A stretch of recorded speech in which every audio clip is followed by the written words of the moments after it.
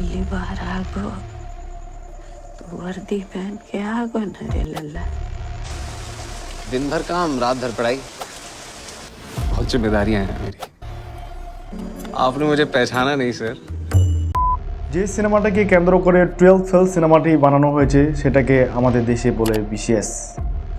সাপ লুডোর খেলার মতো প্রতি বছর আমাদের দেশেও বিসিএসের 98 নাম্বার ঘর থেকে ফিরে আসে 99.5% শিক্ষার্থী। হতাশা দুর্দশা পারিবারিক চাপ নিয়ে আমাদের দেশের বিসিএস পরীক্ষার্থীদের বারবার রিস্টার্ট করার গল্পটা আসলে কেমন? ৪৫তম বিসিএসসি লিখিত পরীক্ষা স্থগিত করেছে সরকারি কর্ম commission PSC. What do you think about BCS? BCS এটা তো একটা মরীচিকা। বিদ্যালয়ের শিক্ষার্থীদের সুসাইড নোটগুলো অ্যানালাইসিস করলে আসলে দেখা যায় বেশিরভাগ ছাত্রছাত্রী বিশেষ প্রিপারেশন নিতে নিতে ক্লান্ত হয়ে পরিবারের সামনে মুখ দেখানোর ভয় আর হতাশায় আত্মহত্যা করছে। কিন্তু এই রহস্যময় বিশেষ জার্নির বাস্তবতা আসলে কি? কতটা ভয়ঙ্কর, কতটা গভীর, আর সিনেমার হিডেন মেসেজটাই বাকি।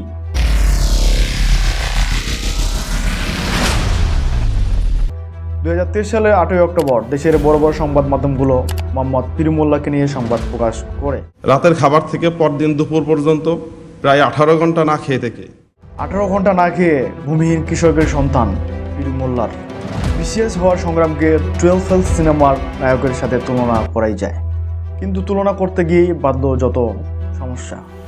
মানুষ শর্মা কিংবা পিরুমুল্লাহর বিশেষ হওয়ার গল্প সবথেকে রেয়ার কেসগুলোর মধ্যে একটা। কথায় আছে পরিশ্রম করলে সফলতা আসবেই, কিন্তু সিট সংখ্যা যে সীমিত সে বেলায় আন্তর্জাতিক শ্রম সংস্থা আইলোর তথ্য মতে বাংলাদেশের বেকারের সংখ্যা 3 কোটি। এই বেকারত্বের সাথে বিশেষের একটা বিরাট সম্পর্ক আছে। আপনাদের বুঝিয়ে বলি, বিশ্ববিদ্যালয়ের বেশিরভাগ শিক্ষার্থী পড়াশোনা শেষ করে সফলতা বলতে শুধুমাত্র বিশেষকেই বোঝে।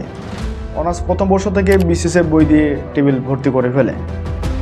শুধু শিক্ষার্থীরা না, এলাকার লোকজন দেখলেও জিজ্ঞেস করে বিশেষ কবে দিচ্ছেন। বাড়ির লোকজনও অনেক সময় বিশেষ পরীক্ষা দিতে প্রেসারাইজ করে। সব মিলিয়ে 40তম বিশেষের সংখ্যা মালদ্বীপের জনসংখ্যাকেও ছাড়িয়েছে। প্রতি বছর চাকরি প্রত্যাশীদের 90% পরীক্ষার্থী এই পরীক্ষায় অংশগ্রহণ করে। এর মাঝে সফল হয় মাত্র 0.5% শিক্ষার্থী, আর বাকি সব ফেল। ফেলের ঘুড়ি গুনতে গুনতে আর বারবার রিস্টার্ট করতে করতে একজন শিক্ষার্থী 5 থেকে 6 বার বিশেষ পরীক্ষা দেওয়ার সুযোগ পায়। চাকরি পরীক্ষা দিতে দিতে যদি জীবন ঘড়ি 30 বছর পেরিয়ে যায় তাহলে আর বাকি থাকে কি?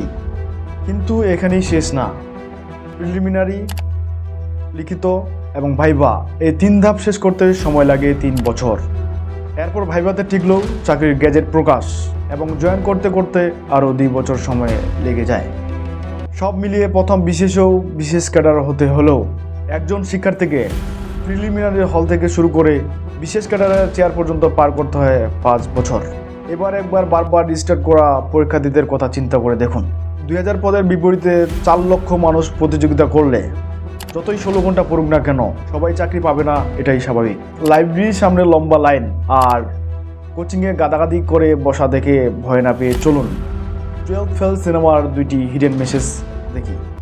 এক নায়কের বন্ধু যে নিজের পেশনের কথা পরিবারকে বলতে ভয় পেয়ে যে বছরের পর বছর পরিবারের ইচ্ছায় ইউপিএসসি এক্সামের প্রিপারেশন নেয়। সত্যি বলতে মনের বিরুদ্ধে কোনো কিছুতেই সফলতা অর্জন করা সম্ভব নয়, আর তার বাস্তব প্রমাণ হচ্ছে এই ক্যারেক্টারটি। শেষ পর্যন্ত নিজের পেশনকে ফলো করেই তিনি রিপোর্টার হন, কিন্তু শুধু শুধু সময়টা অপচয় করলেন ইউপিএসসি এক্সামের পিছনে দৌড়ে। আর দ্বিতীয় নম্বর হিডেন মেসেজ, चीटिंग छोड़नी होगी बस। অনেস্টি, সততা আর কঠোর পরিশ্রম সফলতার একমাত্র চাবিকাঠি। জীবনে যাই করুন সৎ থেকে এবং সৎভাবে করলে আপনি সফল হবেন। তাহলে এবার বলুন, বিশেষ কি আসলেই আমাদের সফলতার মাপকাঠি, নাকি সামাজিক ব্যাধি আর মরীচিকা?